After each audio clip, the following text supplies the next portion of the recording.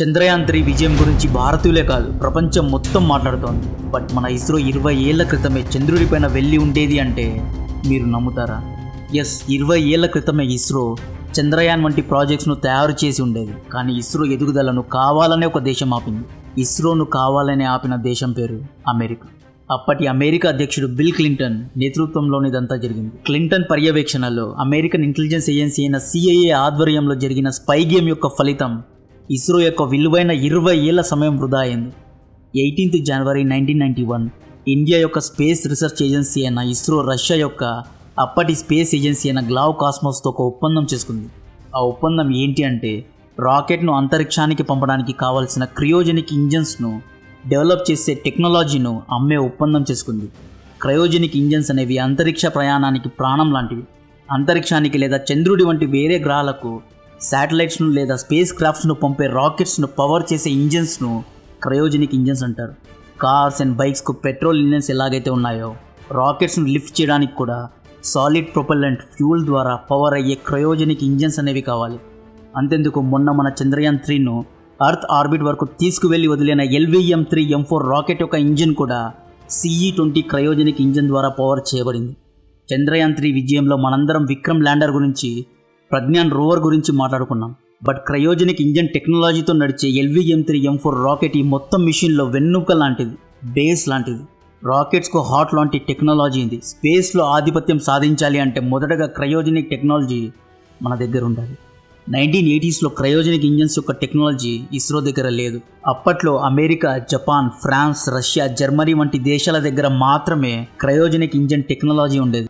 ఇస్రోకు cryogenic engines యొక్క technology అందివ్వకుండా ఆపడంలో CIA పాత్ర ఉంది అనడానికి నీ దగ్గర ఆధారాలు ఉన్నాయా అంటే దీనికి సమాధానం ఎస్, చాలా ఆధారాలు ఉన్నాయి.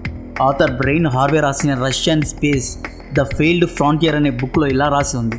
1980sలో ఇండియా అర్త్ ఆర్బిట్లో శాటిలైట్స్ను లాంచ్ చేయడానికి పెద్ద పెద్ద క్రయోజెనిక్ ఇంజన్స్ను తయారు చేయాలి అనుకుంది అని హార్వే రాశారు. ఈ సాంకేతికతను కొనడానికి మొదటగా జపాన్ దగ్గరకు వెళ్ళింది. డీల్ వర్కౌట్ కాలేదు.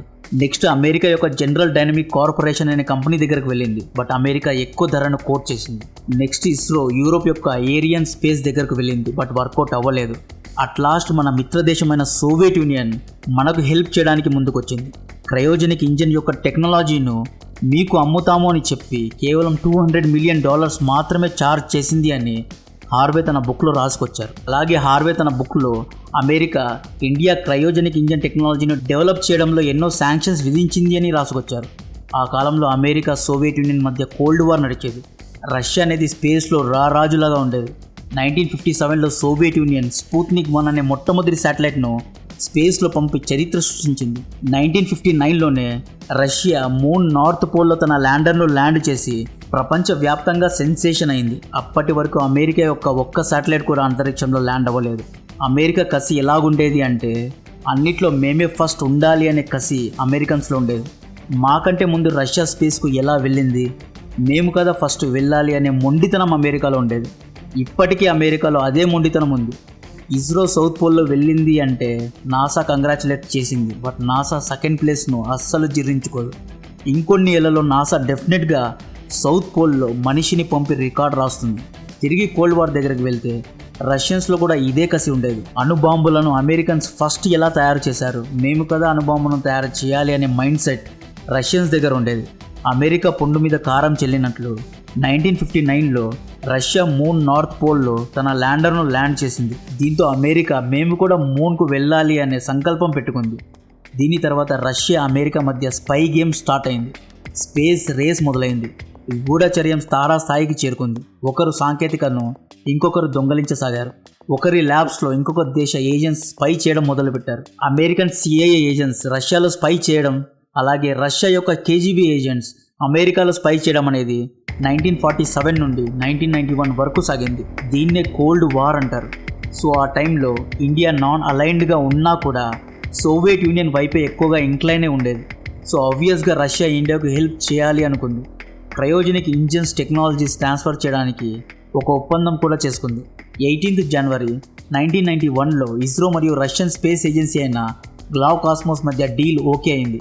రష్యా క్రయోజెనిక్ ఇంజన్ టెక్నాలజీను ఇండియాకు ట్రాన్స్ఫర్ చేయడాన్ని ఖచ్చితంగా అమెరికా ఒప్పుకోదు. ఎందుకంటే ఈ క్రయోజెనిక్ ఇంజన్స్ ద్వారా వార్ మిజైల్ రాకెట్స్ను కూడా తయారు చేయగలదు.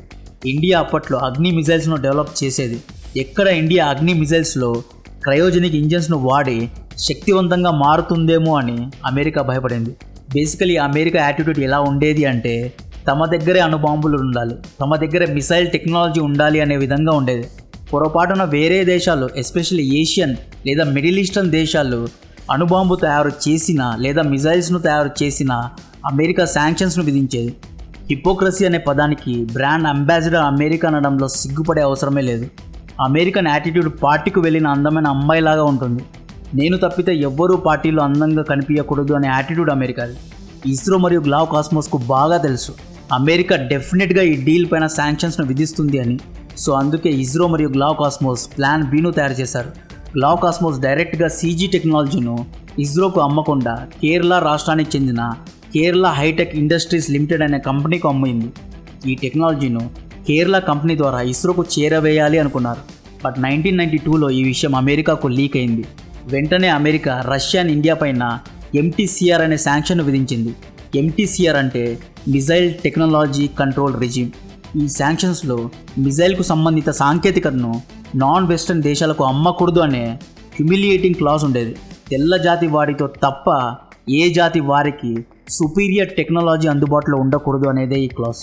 దీన్నే రేసిజం అని కూడా అనొచ్చు. అంటే యూరోప్ దేశాలకు, అమెరికా దేశాలకు తప్ప ఏషియన్ లేదా మిడిల్ ఈస్ట్ దేశాలకు మిజైల్ టెక్నాలజీ చేరకూడదు. అలా చేరింది అని తెలిస్తే అమెరికా ఎంటీసీఆర్ శాంక్షన్స్ను విధించేది. క్రయోజెనిక్ ఇంజన్స్ ద్వారా మిజైల్స్ను కూడా తయారు చేయొచ్చు. మిజైల్స్ను యుద్ధాల్లో వాడుతారు కాబట్టి మిజైల్స్ టెక్నాలజీ ఇండియా దగ్గరకు వెళ్ళిపోతే ఇండియా డెవలప్ అవుతుంది. ఇండియా మిజైల్స్ను వెస్టర్న్ దేశాల దగ్గర కొనడం ఆపేస్తుంది. ఇండియా స్వయంగా తయారు చేసుకుంటుంది. అంతేకాకుండా ఇండియా అమెరికా లేదా వెస్ట్ దేశాలు అమ్మే ధర కంటే తక్కువ ధరలో మిజైల్స్ను, రాకెట్స్ను వేరే దేశాలకు అమ్ముతుంది. ఇలా జరిగితే అమెరికా హెజిమనీకే ప్రమాదం అనేదే అమెరికా యొక్క భయం. ఇక్కడ సుపీరియర్గా ఉండడం అమెరికా తప్పు కాదు, ఇన్ఫీరియర్గా ఉండిపోవడం అనేది ఆఫ్రికా, ఏషియన్ దేశాల యొక్క తప్పు. ప్రపంచాన్ని ఏలాలి, ప్రపంచాన్ని శాసించాలి అంటే అత్యాధునిక యుద్ధ సాంకేతికత ఉండాలి. పీస్తో, లవ్తో సూపర్ పవర్ అవ్వలేరు. సో అమెరికా ఇండియా పైన శాంక్షన్స్ విధించింది. డిసెంబర్ 1991లో సోవియట్ యూనియన్ కూడా విచ్ఛిన్నమైంది. రష్యా వీక్ అయింది. రష్యా కూడా ఇండియాకు ఎటువంటి హెల్ప్ చేయలేకపోయింది. అక్కడికి ఇండియా, రష్యా దేశాలు ఈ క్రయోజెనిక్ ఇంజన్స్ను మేము కేవలం సైన్స్ కోసం, స్పేస్ కోసం మాత్రమే వాడుతాము, మిజైల్స్ను తయారు చేయడానికి వాడమని రిక్వెస్ట్ చేసినా అమెరికా వినలేదు. అప్పటి యుఎస్ ప్రెసిడెంట్ బిల్ క్లింటన్, అతని భార్య హిల్లరీ క్లింటన్ రష్యా పైన ప్రెషర్ పెట్టి ఆఖరికి ఇండియాకు క్రయోజెనిక్ ఇంజన్స్ టెక్నాలజీ అందకుండా చేశారు. 1994లో మళ్ళీ ఇండియా, రష్యా మధ్య రీఅగ్రిమెంట్ జరిగింది. ఈ రీఅగ్రిమెంట్లో రష్యా 7 క్రయోజెనిక్ ఇంజన్స్ను అమ్మడానికి ఒప్పుకుంది. బట్ అమెరికా శాంక్షన్స్ కారణంగా టెక్నాలజీను ట్రాన్స్ఫర్ అయితే చేయలేదు. ఇవన్నీ కాకుండా అమెరికా ఇండియా పైన ఇంకొక అవమానకరమైన క్లాస్ను కూడా పెట్టింది. మీరు ఈ క్రయోజెనిక్ ఇంజన్స్ను స్పేస్ కోసం, సైన్స్ కోసం, పీస్ఫుల్ పర్పస్ కోసం మాత్రమే వాడాలి, మిజైల్స్ను తయారు చేయడానికి వాడకూడదనే క్లాస్ వేసింది. బట్ మన అప్పటి క్రయోజెనిక్ టీమ్ లీడర్ అయిన నంబి నారాయణ్ గారు రష్యన్ సైంటిస్టులతో మంచి రిలేషన్ పెట్టుకున్నారు. నంబి నారాయణన్ గారి పైన ఉన్న ఇష్టంతో రష్యన్ సైంటిస్టులు క్రయోజెనిక్ ఇంజన్స్ డెవలప్ చేయడానికి కావాల్సిన బ్లూ ప్రింట్స్ను ఇస్రోకు ఇవ్వడానికి ఒప్పుకున్నారు. బ్లూ ప్రింట్స్, టెక్నికల్ స్పెసిఫికేషన్స్, డ్రాయింగ్స్ను మాస్కో నుండి ఢిల్లీకు పంపడం ఏమంత కష్టం కాదు. ఇక్కడ ఛాలెంజింగ్ టాస్క్ ఏంటి అంటే క్రయోజెనిక్ ఇంజన్స్ను తయారు చేసే ఇన్స్ట్రుమెంట్స్ను, ఎక్విప్మెంట్స్ను రష్యా నుండి ఇండియాకు పంపాలి. ఇది పెద్ద ఛాలెంజింగ్ టాస్క్. ఎందుకంటే అమెరికా యొక్క సిఐఏ ఏజెంట్స్ రష్యాలో ఉన్నారు, ఇండియాలో కూడా ఉన్నారు. వీళ్ళ కళ్ళు కప్పి ట్రాన్స్పోర్ట్ చేయడం ఆ కాలంలో అంత ఈజీ కాదు. సిఐఏ ఏజెంట్స్ అన్ని ఫీల్డ్స్లో ఉండేవారు. గూఢచర్య సంస్థల్లో, ఆర్మీలో, ఎయిర్ ఫోర్స్లో, కస్టమ్స్లో, ఇలా అన్ని విభాగాల్లో అమెరికన్ సిఐఏ ఏజెంట్స్ రష్యాలో ఉండేవారు. అట్ ద సేమ్ టైం ఇండియాలో కూడా ఉండేవారు. మొదటగా ఇస్రో ఎయిర్ ఇండియాను అడిగింది, మీరు రష్యా నుండి కొన్ని ఇన్స్ట్రుమెంట్స్ను ఇండియాకు తీసుకురాగలరా అని అడిగింది. బట్ ఎయిర్ ఇండియా దీనికి ఒప్పుకోలేదు. కస్టమ్ క్లియరెన్స్లో దొరికిపోతాము, రష్యాలో ఉన్న అమెరికన్ సిఐఏ ఏజెంట్స్ కనుక్కుంటే మా పైన కూడా శాంక్షన్స్ను విధిస్తారు అని ఎయిర్ ఇండియా భయపడింది. తర్వాత ఇస్రో సీక్రెట్గా రష్యా యొక్క యూరల్ ఎయిర్లైన్స్ను అడిగింది. ఎక్కువ డబ్బులు తీసుకొని యూరల్ ఎయిర్లైన్ ఈ పని చేయడానికి ఒప్పుకుంది. మాస్కో నుండి ఢిల్లీకు ఎవ్వరికీ తెలియకుండా యూరల్ ఎయిర్లైన్స్ క్రయోజెనిక్ ఇంజన్స్ను తయారు చేసే ఇన్స్ట్రుమెంట్స్ను, ఎక్విప్మెంట్స్ను, డాక్యుమెంట్స్ను ఫైనల్ ట్రాన్స్పోర్ట్ చేసింది. అప్పటికే నంబి నారాయణన్ గారు ఫ్రాన్స్ టెక్నాలజీ అయిన లిక్విడ్ ప్రొపల్షన్ ఇంజన్స్ను ఫ్రాన్స్ నుండి కొనుక్కొని దాన్ని రివర్స్ ఇంజనీరింగ్ చేసి 1985లోనే వికాస్ అనే రాకెట్ ఇంజిన్ను తయారు చేశారు. దేశం మొత్తంలో నంబి గారి పేరు మారు మోగింది. టీవీ ఇంటర్వ్యూలో కూడా నంబి గారు వచ్చేవారు. బట్ వికాస్ ఇంజన్స్ను తయారు చేయడానికి ఎక్కువ డబ్బులు కావాలి. క్రయోజెనిక్ ఇంజన్స్ అనేవి ఫ్రీజ్ లేదా solid fuel propellant engines and cost efficient engines. ఇవి తక్కువ ఖర్చుతో ఎక్కువ పవర్ను జనరేట్ చేయగలవు. సో ఈ టెక్నాలజీను రష్యా ఫైనలీ మనకి ఇచ్చింది. ఇక నంబి నారాయణన్ గారు రష్యా ఇచ్చిన టెక్నాలజీను రివర్స్ ఇంజనీరింగ్ చేసి ఇండిజీనియస్ అంటే ఇండియన్ మేడ్ క్రయోజెనిక్ ఇంజన్స్ను తయారు చేయడం ఒక్కటే తరువాయి. ఇండియా కనుక అప్పుడే అంటే 1994లోనే క్రయోజెనిక్ ఇంజన్స్ను తయారు చేసి ఉంటే చంద్రయాన్ 1 అనేది 1998లోనే లాంచ్ అయి ఉండేది. చంద్రయాన్ 3 అనేది 2023లో కాదు 2009లోనే లాంచ్ అయి ఉండేది. బట్ నంబి నారాయణన్ గారు క్రయోజెనిక్ ఇంజన్స్ను తయారు చేయలేకపోయారు. బ్లూ ప్రింట్స్, ఇన్స్ట్రుమెంట్స్, ఎక్విప్మెంట్స్ అన్నీ అందుబాటులో ఉన్నా కూడా నంబి గారు క్రయోజెనిక్ ఇంజన్స్ను తయారు చేయలేకపోయారు. ఎందుకు తయారు చేయలేకపోయారు అంటే అమెరికా యొక్క ఇంటెలిజెన్స్ ఏజెన్సీ అయిన సిఏఏకు ఎవరో టిప్ ఆఫ్ ఇచ్చారు. ఇండియా దగ్గర క్రయోజెనిక్ బ్లూ ప్రింట్స్ అందాయన్న ఇన్ఫర్మేషన్ సిఐఏకు తెలిసిపోయింది. అంతే, సిఐఏ చరిత్ర మర్చిపోలేని ఒక భయంకరమైన స్పై గేమ్ ఆడింది. కేరళ పోలీసులో కొంతమందిని డబ్బుతో కొనింది. ఇండియన్ ఇంటెలిజెన్స్ బ్యూరోలో కొంతమందిని డబ్బుతో కొనింది. నంబి నారాయణన్ మిలిటరీ ఇన్ఫర్మేషన్ ను ఇద్దరు మాల్దీవ్స్ మహిళలైన మేరియన్ రషీదాకు, ఫౌజియా హుసేన్ కు అమ్మినట్లు ఒక కథ అల్లింది. నంబి గారిని ఫాల్స్ అలిగేషన్స్ లో ఇరికించింది. ఎస్పినాస్ గేమ్ లో నంబి నారాయణన్ ను బలి పశువును చేసింది. నంబి నారాయణతో పాటు నంబికు డిప్యూటీగా పనిచేసిన శశికుమార్ ను కూడా అరెస్ట్ చేశారు. మన ఇంటెలిజెన్స్ బ్యూరో గ్లావ్ కాస్మోస్ ను కూడా ఈ కేసులో ఇన్వాల్వ్ చేసింది. ఎక్విప్మెంట్స్ ను ట్రాన్స్పోర్ట్ చేసిన యూరల్ ఎయిర్లైన్స్ ను కూడా ఇంట్రాగేట్ చేశారు. దేశానికి మేలు చేయడానికి నంబి నారాయణ్ గారు రష్యా నుండి క్రయోజెనిక్ ఇంజన్స్ యొక్క బ్లూ ప్రింట్ ను తీసుకుంటే అదేదో కాన్స్పిరసీ థియరీ లాగా చిత్రీకరించారు. నంబి నారాయణన్ కొన్ని ఇంపార్టెంట్ ఇస్రో డాక్యుమెంట్స్ ను, మిషన్ రిలేటెడ్ డీటెయిల్స్ ను డబ్బు కోసం అమ్మేశాడు అని తప్పుడు కేసెస్ ను నంబి గారి పైన వేశారు. దేశాన్ని అమ్మేశాడు అని చిత్రీకరించారు. నంబి నారాయణన్ ను జైల్లో వేసి కేరళ పోలీసులు టార్చర్ పెట్టారు. యాక్చువల్లీ సిఐఏ కేరళ పోలీసుల్లో ఉన్న కొంతమంది ఏజెంట్స్ ను డబ్బులు ఇచ్చుకొని నంబి నారాయణన్ ను టార్చర్ పెట్టి నంబి నారాయణ్ నోటి నుండి ఈ కుట్రలో అప్పటి ఇస్రో చీఫ్ అయిన యుఆర్ రావు హస్తం ఉంది అని ఒప్పుకునేలా చేయాలి అని కోరింది. ఈ ఇష్యూలో ఇస్రో చీఫ్ ను ఇరికించి ఇస్రో పైన ప్రభుత్వానికి, ప్రజలకు నమ్మకం కోల్పోయేలాగా చేసి ఇస్రోను పర్మనెంట్ గా మూసివేయాలి అనేదే సిఐఏ యొక్క ప్లాన్. ఇస్రో డబ్బుల కోసం దేశాన్ని అమ్మేసింది అని అందరూ అనుకునేలా చేయాలి అనుకున్నారు. నంబి నారాయణన్ ను ఎంత కొట్టినా, ఎంత టార్చర్ పెట్టినా నంబి నారాయణన్ ఎవ్వరి పేర్లు బయటకు తీయలేదు. ఇస్రో చీఫ్ ను ఇరికించలేదు. అలాగే ఇస్రోలో పనిచేసే ఎవరిని ఇరికించలేదు. ఎంత టార్చర్ పెట్టినా కూడా ఎవ్వరిపైన అబద్ధపు నిందలు వేయలేదు. తర్వాత ఈ కేసులో సిబిఐ రంగంలో దిగింది. సిబిఐ ఇన్వెస్టిగేషన్ లో నంబి అమాయకుడు అని తెలియంది. నంబి పైన ఎవరో ఫాల్స్ అలిగేషన్స్ వేశారు అని తెలియంది. 1998లో నంబి పైన ఉన్న అన్ని కేసెస్ ను సుప్రీం కోర్టు కొట్టిపారేసింది. బట్ జరగాల్సిన నష్టం ఇస్రోకు ఆల్రెడీ జరిగిపోయింది. 1998 వరకు క్రయోజెనిక్ ఇంజన్స్ పైన ఎటువంటి టెస్ట్లు, ఎటువంటి రీసెర్చ్ జరగలేదు. ఇప్పుడు ఏదో మనం ఇస్రో గ్రేట్ అంటున్నాం. మన రాజకీయ పార్టీలు ఇస్రో సక్సెస్ గురించి మాట్లాడుతున్నారు. కానీ అప్పట్లో ఇస్రో సైంటిస్టులు డబ్బులు వృధా చేస్తున్నారు అని మన రాజకీయ పార్టీలు అనుకునేవి. ఇస్రో సైంటిస్టులను ఏజెంట్స్ లాగా, దేశాన్ని అమ్మేసే వారిలాగా అనుమానాస్పదంగా చూసేవారు. క్రయోజెనిక్ ఇంజన్స్ ను లీడ్ చేసే టీమ్ లీడర్ అయిన నంబి నారాయణన్ జైల్లో ఉంటే ఎలా డెవలప్మెంట్ జరుగుతుంది? 1998లో నంబి నారాయణ్ జైలు నుండి విడుదలయ్యారు. ఇస్రోను వదిలి కేరళ వెళ్ళిపోయారు. క్రయోజెనిక్ ఇంజన్స్ డెవలప్మెంట్ పనులు అలాగే ఆగిపోయాయి.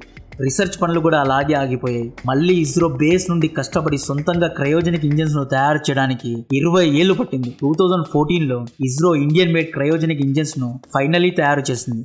X ISRO chief K Sivan గారు క్రయోజెనిక్ ఇంజన్ డెవలప్మెంట్లో ముఖ్య పాత్ర పోషించారు. అప్పటి మన రాజకీయ పార్టీలే గనుక లేదు ఇస్రో పైన మాకు నమ్మకం ఉంది అని ఇస్రో సైంటిస్టుల వెన్ను తట్టి ఉంటే ఇప్పుడు మన ఇస్రో ఎక్కడో ఉండేది. మొన్న లాంచ్ అయిన చంద్రయాన్ 3, రేపు లాంచ్ అవ్వబోయే ఆదిత్య L1లో కూడా క్రయోజెనిక్ ఇంజన్స్ రాకెట్స్నే వాడారు. సో ఇస్రో యొక్క వాల్యుబుల్ 20 ఏళ్ళు అమెరికన్ ఇంటెలిజెన్స్ ఏజెన్సీ అయిన సిఐఏ వల్ల వృధా అయింది. బిల్ క్లింటన్, అతని భార్య హిలరీ క్లింటన్ ఇస్రో యొక్క 20 ఏళ్ల విలువైన సమయాన్ని నాశనం చేశారు. ఇస్రో అభివృద్ధిని నాశనం చేయడంలో అమెరికా కీలక పాత్ర పోషించింది. ఎందుకని వెస్ట్రన్ దేశాలు చంద్రయాన్ 3ను చూసి ఈర్ష్యపడుతున్నారు అంటే సౌత్ పోల్లో ఇండియా ఎలా ఫస్ట్ వెళ్ళింది, మేము కదా వెళ్ళాలి అనే ఈగో తెల్లోళ్లకు ఉండడం అనేది సర్వసాధారణమైన విషయం. జై హింద్.